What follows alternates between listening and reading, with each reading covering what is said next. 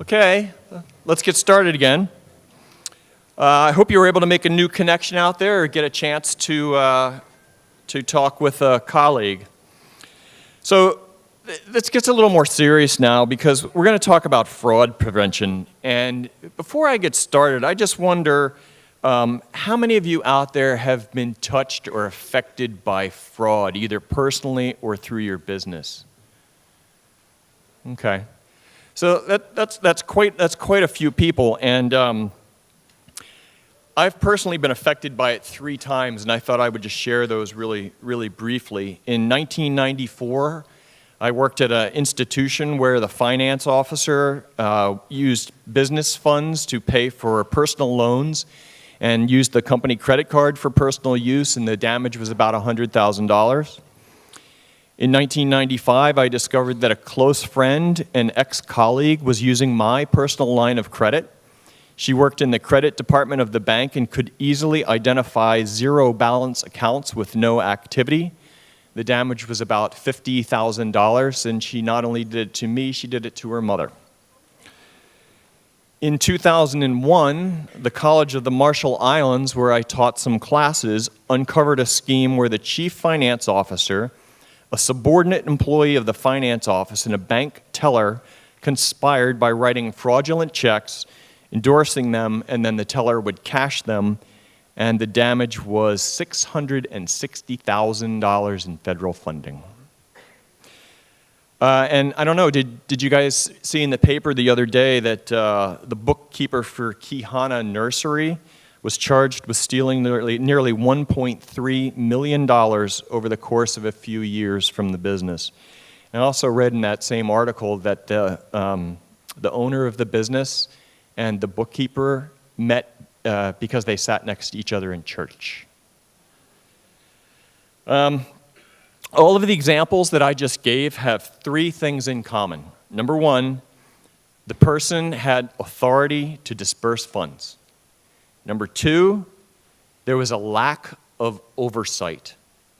They were pretty much doing whatever they wanted to do without any oversight. And the third thing is some sort of financial distress, whether it be gambling, who knows. Those examples are not super sophisticated, but keep in mind that the stories that I just told you were back when the internet was in its infancy. The level of criminal sophistication has grown exponentially, right along with the internet, and Will Bales from the Federal Bureau of Investigation is here today to help you understand the threats that exist and to help you avoid being hit. Will has been a special agent with the FBI since 2008, and in 2017 he was promoted to supervisor over the FBI's Honolulu Cyber Squad. Ladies and gentlemen, Will Bales. Aloha. So I know that I'm a little bit different than your past guests, and I hope that you don't hold it against me. And I know the point of pretty much anything is that you do not want to be working or seeing me ever. However, I want to establish some kind of relationship. If there is ever an incident, we already have a pre-existing relationship, and it's not a, oh no, what do I do? It's a phone call, hey Will, it looks like it happened, what do I do? Unfortunately, it's inevitable. We have these types of cyber crimes that are happening every single day. Jerry has been witnessed to 3 fraudulent transactions through his life. I'm lucky if I get 3 a day, which is unfortunate. So the past couple speakers, it makes me feel like I need to establish some bona fides. I have over 1 million views on YouTube. If you Google FBI hacked conference call, there's several now, of an audio recording between the FBI and London Metropolitan Police. This is going back 7 to 8 years, where we were investigating against a hacking group called LulzSec, an anonymous spin-off hacking group, and they hacked into our conference call and publicized that onto YouTube. With over 1 million views, I'm still waiting for my check from YouTube. But The original video was taken down, and those behind it were arrested, so they probably need the funds more than I do. So what I want to do is talk about some cyber crime that is affecting not only the United States, but here, specifically in the Hawaiian Islands. And I'm going to go through these slides pretty quickly because there's a lot to cover. I'm keeping it pretty high level, or as high level as I can.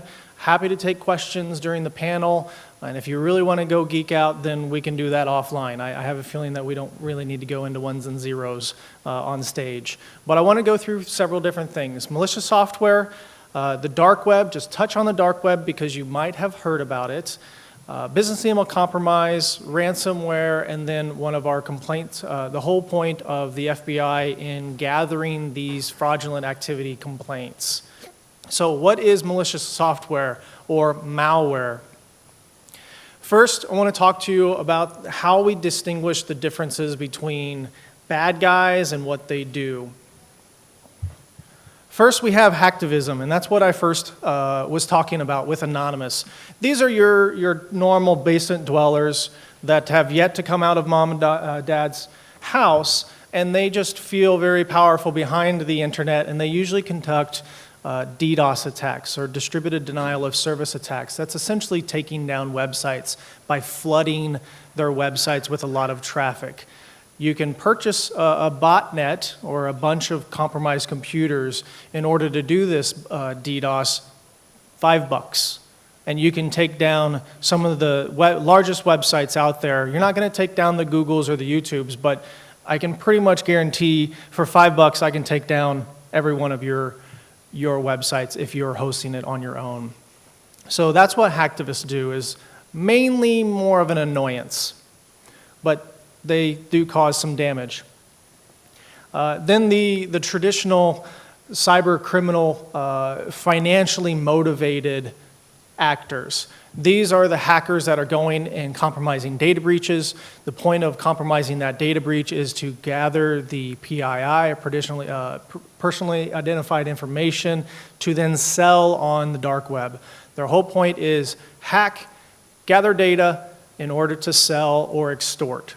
That is our criminal, and you can have lone actors or sophisticated groups. This is basically what organized crime is morphing into. Insider threats.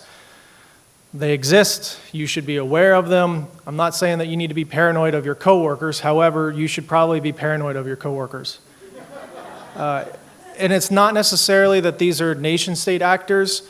Of course, those are the ones that the FBI is most interested in, is if we have nation-states that are trying to infiltrate some of our companies and steal proprietary information.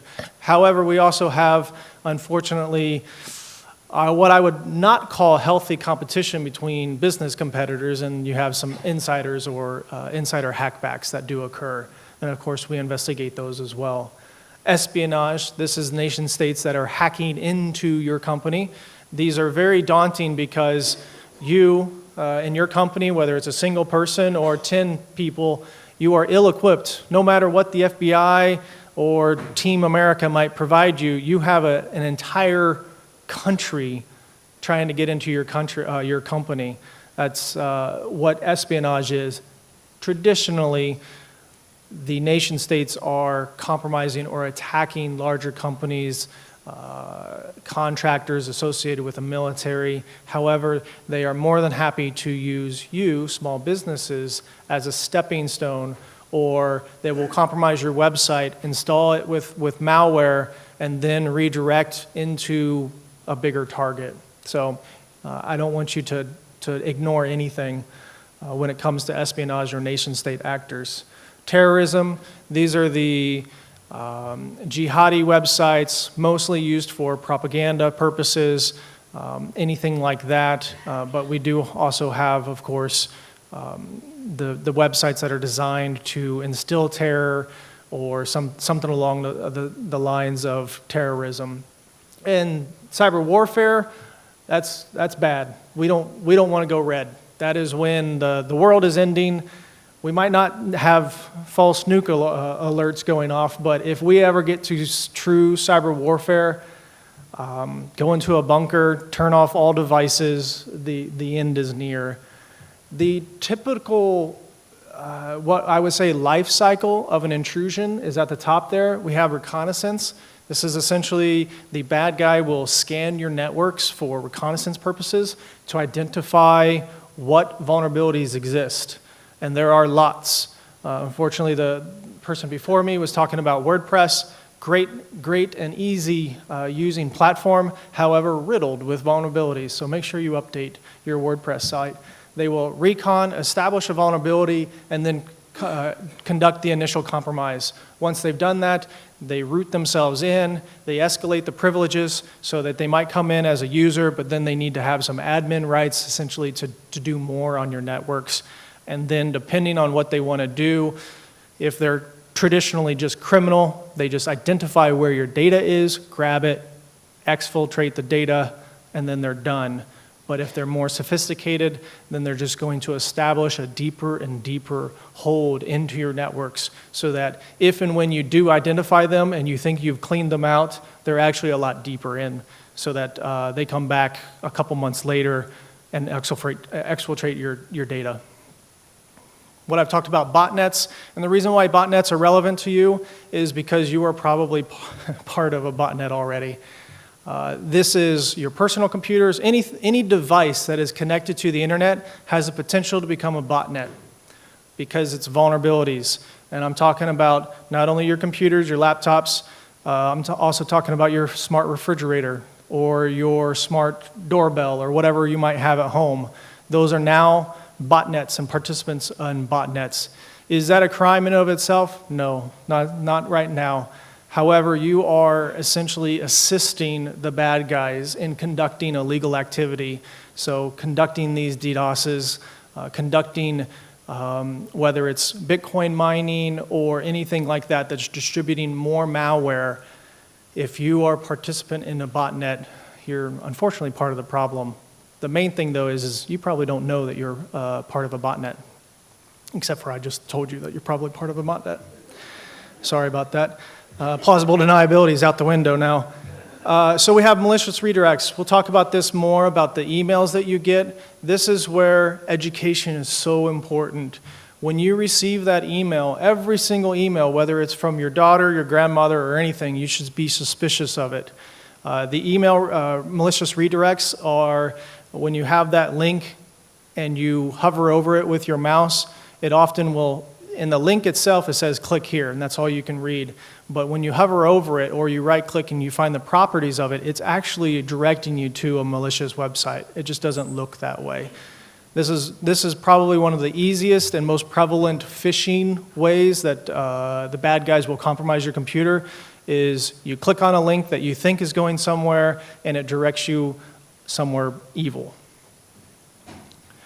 There's many websites out there where it makes it so easy for you to obtain hacking tools or just educate yourself on how to be a bad guy, how to be a hacker. And hacking in and of itself is perfectly fine. I'm, I guess, a self-professed hacker. It's what you hack. And do you have the authority of hacking that? That makes it illegal. So if I hack my own stuff, that is an educational thing. If I hack your stuff, that is an illegal thing, unless you tell me to. FBI does not hack your stuff. I'm just using that as an example. Thank you. Phishing emails we're talking about, you have probably seen these, and hopefully you haven't clicked on them. If you have clicked on them, you might need to talk to me later. These phishing emails, back in the day, maybe 2 years ago, these were pretty easy to spot. Really bad English or obvious types of email addresses from and to that was mistyped. However, they've gotten pretty sophisticated, whether they've gone to English classes or something like that. The emails and the spam campaigns are pretty impressive. I've seen some that are almost making me click on them. I do it in a virtual sandbox so I can click away, but that's for a different time. So what we're talking about, phishing, once they compromise, they establish a backdoor, then they go across your network, trying to find the data. If you have one server, they found it already, congratulations. But if you have a bigger business and it has multiple servers or a domain controller or like your email server or something like that, they're going across your networks to find out the lay of the land. Then they find the data, the whole point of compromising you, and they yank it out. And you might not know about it for months at a time. Dark web, since I want to touch on this.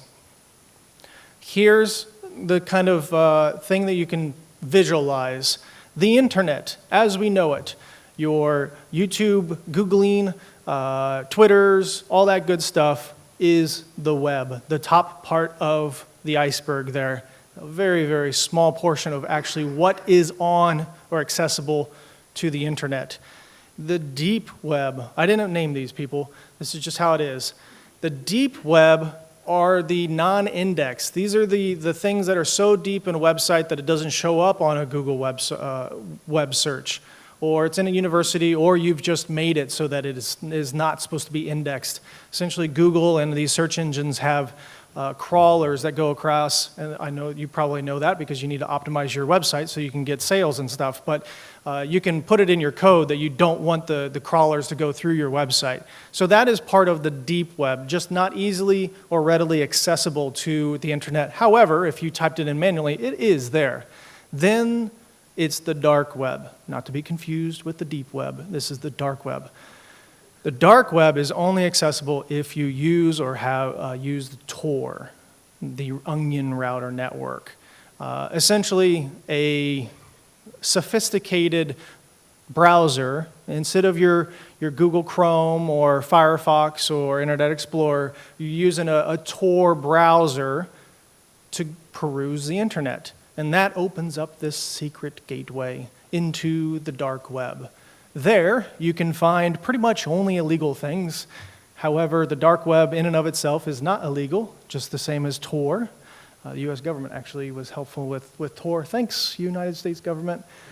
So the dark web is where a lot of the nefarious activity goes on, where the selling of malware, selling of guns, drugs, everything, human trafficking goes on the dark web, which is where I spend most of my time, unfortunately, these days.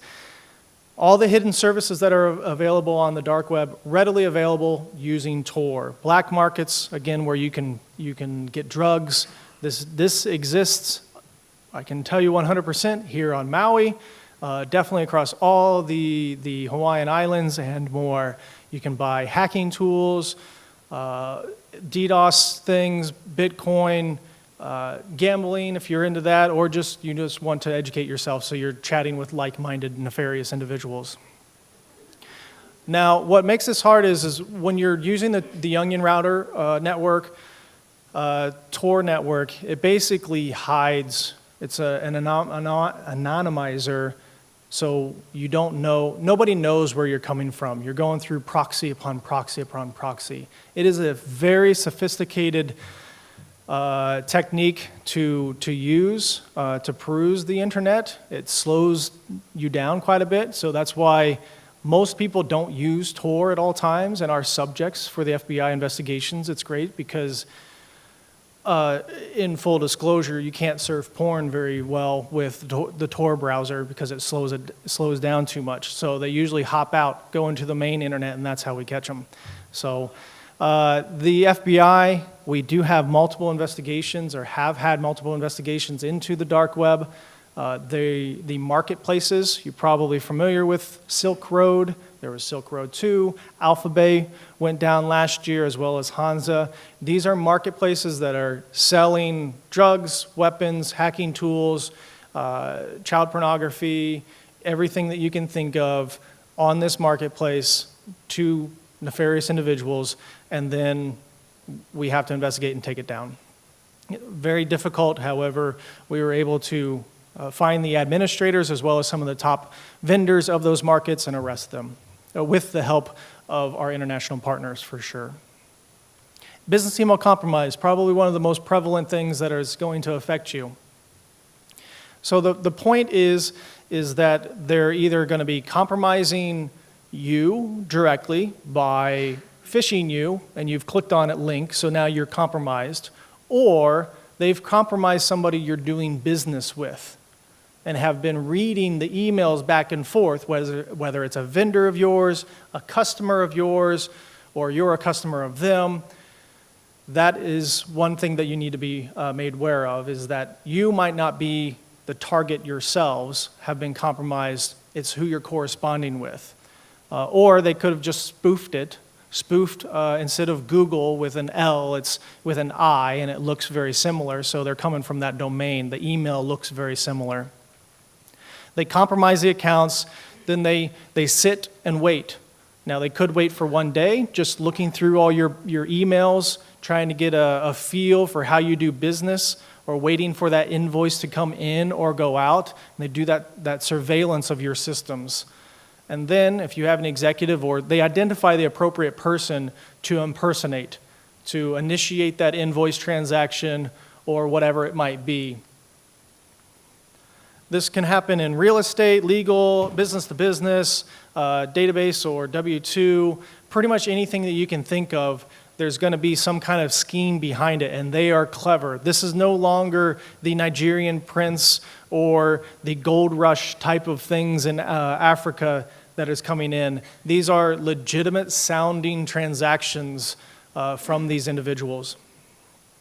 The FBI just last year received over 20,000 business email compromise complaints with a loss of over $1.2 billion. The global exposure, of course, outside the United States is easily over $5 billion. We have business email compromise reports from across every single state in the United States, as well as over 131 countries. And for last year, this is separate for just over 1,000 incidents that we observed. The losses, over $250 million, but we were able to, and I'll talk about this in a second, recover $192 million of that. So we had a recovery of about 75% of those funds. Yeah, thank you. Appreciate that. That was your tax dollars at work, my friends. The IRS is another type of fraud. Hats off to them. They're dealing with a lot of things. I know they're very easy to hate, but they are doing their best in trying to prevent a lot of the fraud that is conducted against them with these fraudulent W-2 tax returns. But they've unfortunately paid out over $3.1 billion of stolen identity. This is all just kind of an incestuous network of database compromises, and then from that database, the PII that was in that database is used to file false tax returns or W-2s, et cetera. Money mules. So the point of these is, say you're compromised or your vendor is compromised, and you have received this email from the customer saying, please wire, well, I guess you're the customer, and the vendor you're dealing with tells you to wire your $10,000 for whatever good you're purchasing to this bank account instead of the original bank account that you were supposed to wire it to. Of course, this is very last second. You've got an email from the CEO of said company saying, I'm on travel right now, but please send it to this bank account instead of the one that you've normally been sending it to. Okay, yes, sir, we'll send it to you right away. Now the $10,000 has gone to this other bank account. This other bank may be in the United States. It's perfectly possible to be in the United States, in the mainland somewhere, or even here. Then that $10,000 is, of course, wired overseas or to another U.S. bank, and on we go. What we call these is money mules. These people who have established a bank account, they don't necessarily know that it is used for nefarious purposes, but they are, you know, those emails or those Craigslist ads, if you're shopping for employment, it says work from home. It's very, very easy. It's all you need is internet connection. Well, this pitching thing is that they're a import-export business or some kind of tax business, and your job is to essentially route money. So you get $10,000 in, you take your little cut of $500, and then you need to wire the rest $9,500 onto the bank account that they tell you. That's what a money mule is. There's witting and unwitting. They have these fake job posts or anything that they just get sucked into, And you might think it's a legitimate company until you get a knock on the door from the FBI and says, stop that. And the problem is, what I'll move on to, is that it's so easy to conduct these business email compromise that the money mules are just, it's easy money for them. They might get a hint that it's a bad thing, but they don't, it's free money, it's easy money. So, and especially since there's no slap on, or there's basically a slap on the wrist from law enforcement at this time, we're having a big problem with it. Malware is extremely easy to find on the internet. You can go and download it, again, maybe for $5. You can find the PII to conduct your research on infiltrating your company so that they need to represent themselves as a CEO of a vendor or whatever it might be. All this stuff is easily available on LinkedIn because you put everything on LinkedIn. Yeah, I know it's a double-edged sword, but please watch what you put on LinkedIn and the like. The lists are out there, of course, especially your small businesses. I'm pretty much the opposite of what you've heard today. Everybody's all about advertising and putting your name out there and everything about you out there. I'm telling you, don't put everything out there. You're going to become a target. It's a balance. We understand that. We respect that. However, just know that you are a target.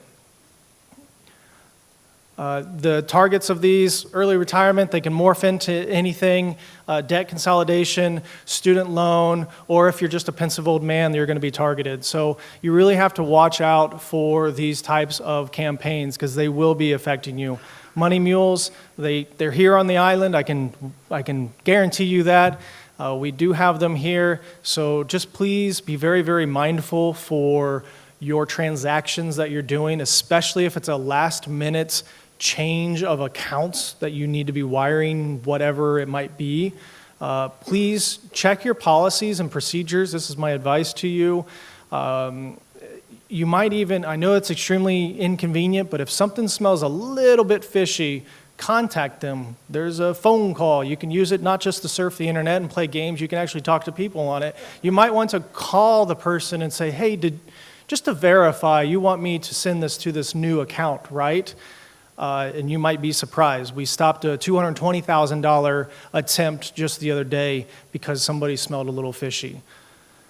Two parties to sign off on payments, again, inconvenient and maybe not relevant in the company that you're working with, but something just to think about. Now, your passwords, this is something that's tried and true, but please make sure your passwords are long. Don't reuse passwords. Please don't reuse passwords. Don't recycle passwords. And password managers, I'm not necessarily going to recommend them. However, if you do use a password manager, make sure that the password that you use to log into the password manager is not recycled or reused or short. Make that one super, super long. Think of a sentence or something like that. And then the password manager will be a little bit more secure. Top 20 passwords we have here, don't use those. If your password's on there, please change it as soon as you get home. Patch, antivirus. Unfortunately, it's pretty much the opposite of, again, your previous things. The FBI doesn't make recommendations per se, because we don't want to ever have any bias or anything like that. However, my biggest preference would probably be US-based companies. That would be my recommendation on AV or any type of service that you might want to do to secure your systems a little bit more. Depending on how you have your employees, if they are allowed to surf their personal email or Facebook and all that stuff, just be considerate that they could be clicking things that could compromise your corporate network. So if it's an option that they bring their own device and it's not connected to your network, or you have a standalone, then that might be something worthwhile. If it's suspicious, please change your passwords and everything right away. Check your rules. So with your emails here, you can check your activity depending on what email client you have. And just for kind of fun, from time to time, check your account activity to see who has been logging in, what IP address has been logging into your accounts. They should all be Hawaiian-based IPs if we're here. But if for some reason you have one that from a country that rhymes with Usha or something like that, That's suspicious, unless you've traveled there, which is also suspicious. So just make sure that you're checking those from time to time. If you are lucky enough to have your own IT staff, that's great. Make sure that they are getting the training and the funding. If you don't, and you have outsourced IT staff, make sure that you are kept up to date with what they're doing. Social media, you're a target. Everything that you put on social media is going to be used to target you. So ransomware, it's a problem. Should you pay the ransom? The FBI recommends you do not pay the ransom. That only encourages the subjects. And there's no evidence whatsoever that has us seeing that they do not recontact you again. As you can see, ransomware has escalated because it is very successful, because people keep paying.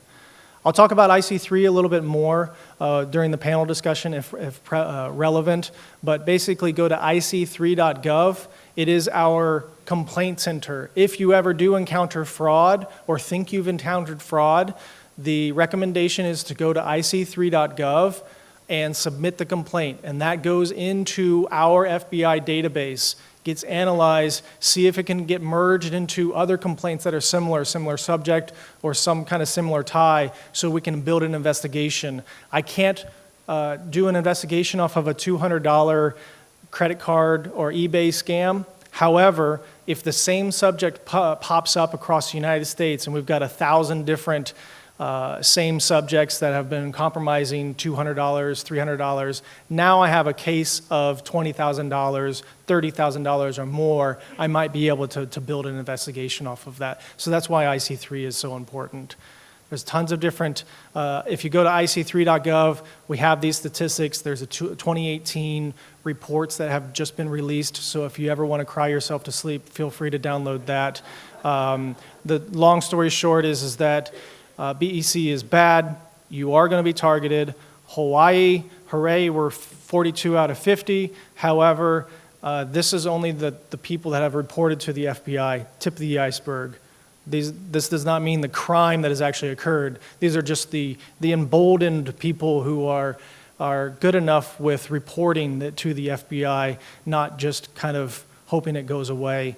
Of those 1,100, we have $6.4 million that was lost for FBI. Our recovery asset team, if you do find yourself in a business email compromise and you notify us through IC3 or just calling the FBI quick enough, we do have a chance to recover those funds.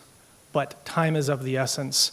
We're talking a matter of 1 to 2 days, max of 5. Often you won't know about it for weeks.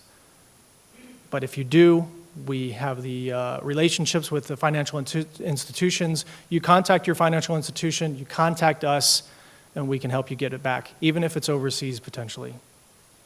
And last but not least, IC3, we have a lot of information out there about these campaigns so you can educate yourself, so you're not just listening to me drone on.